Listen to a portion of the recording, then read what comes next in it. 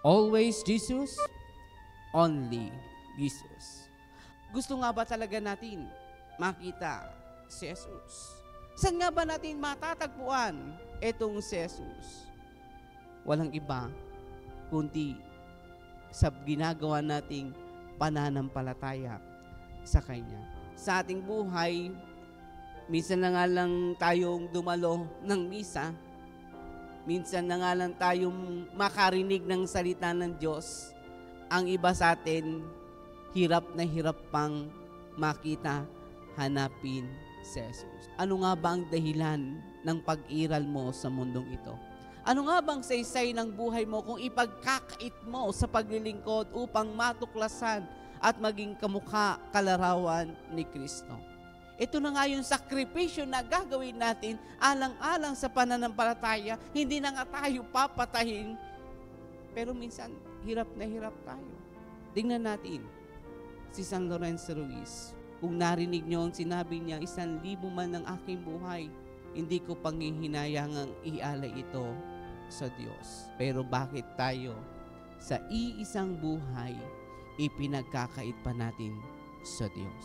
Kaya nga wag natin hayaan na mawala o mawalan sa isay ang buhay natin dito sa mundo kung hindi natin iaalay kay Kristo. Nakakalungkot lang isipin, ang ibang tao, iniaalay ang kanyang sarili sa maling pamamaraan. Ibinebenta niya ang kanyang sarili kapalit ang kapahamakan ng ibang tao. Pero si San Lorenzo Ruiz, ipinagpalit niya ang kanyang buhay, ang kanyang sarili, hindi sa ibang tao, kundi alang-alang kay Kristo.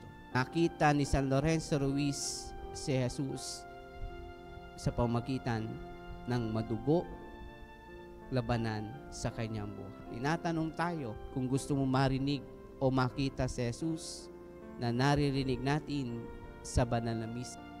Marami tayo naririnig, natutuklasan, nakikita patungkol kay Jesus. Pero paano nga ba natin siya hinahanap?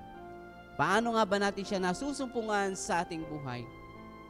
Kaya nga, huwag tayong manghinawang hanapin si Kristo. Saan lang natin matatagpuan si Kristo? Sa banal na misa na ating pinagdiriwang araw-araw. Pagtiyagaan mo ang paggising sa umaga. Dahil minuto lang iaalay mo sa Kanya ay sapat na.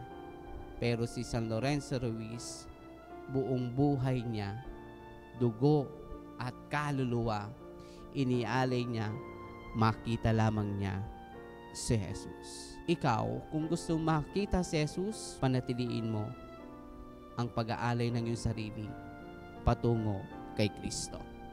Amen.